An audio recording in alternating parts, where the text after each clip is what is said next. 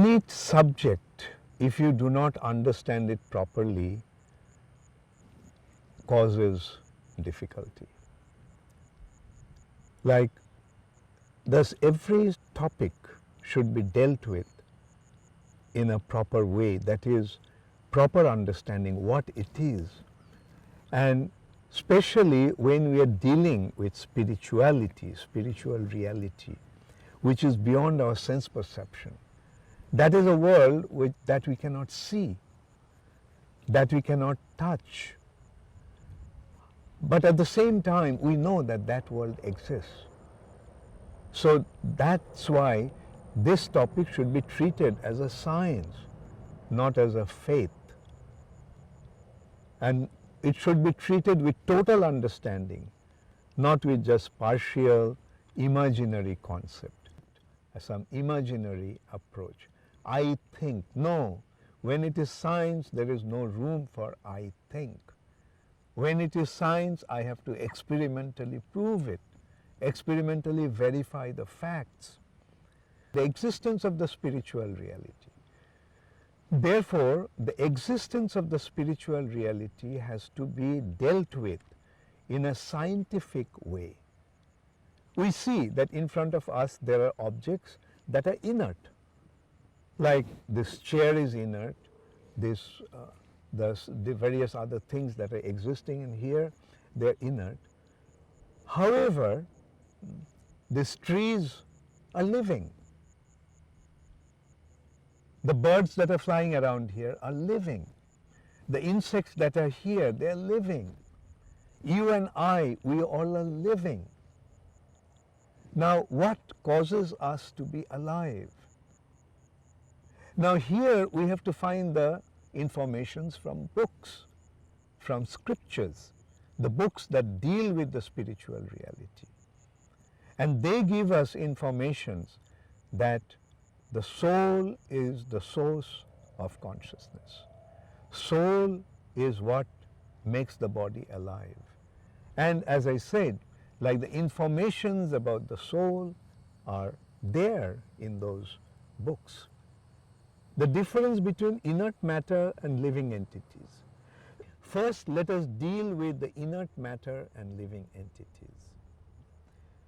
Inert matters are dead matter, whereas living entities are conscious, they're living, they're alive.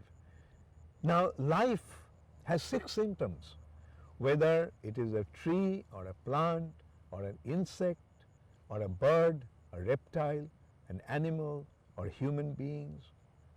All the living entities display 6 different symptoms. Those 6 symptoms are birth. Every living entity is born at certain point. Then growth. Say for example, a plant, a tree. A seed falls on the ground. It's born into a seedling, tiny little seedling. And then it grows. In due course of time, it becomes a big tree. And then it changes. In autumn, the leaves fall off, and then in spring, the new leaves come. Then reproduction. The fruits come in the tree, and in the fruit there are seeds. And in the seeds there are possibilities of other trees. And then decay and death. These are the 6 symptoms of life. Birth, growth, change, reproduction, decay, and death. Whether it's a tree or an insect or a reptile or a human being, it applies to all the living entities. Now, what causes the inert body to display these 6 different symptoms of life? Presence of the soul. When the soul accepts a new body, it is the birth of the body. When the soul leaves the old body, that's the death of that body. And as long as the soul is there in this body, the body made of matter is alive. So this is how we have to scientifically approach this topic and understand it. The proof, science means experimentally verified facts.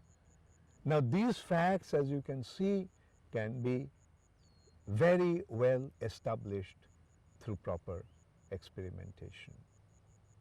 Therefore, this topic specially should be dealt with as science, not as just blind faith that most of the religions are propagating today. The problem with religions of today is that it is not treated as a science. The religious have degraded into some ritualistic faith. And that is why people today, the intelligent class of people today, are rejecting religions, because they don't want to identify with all the kind of nonsense that's going on in the name of religion. An intelligent class of people will naturally react to that, especially the way things are happening in today's world in the name of religion. Thank you.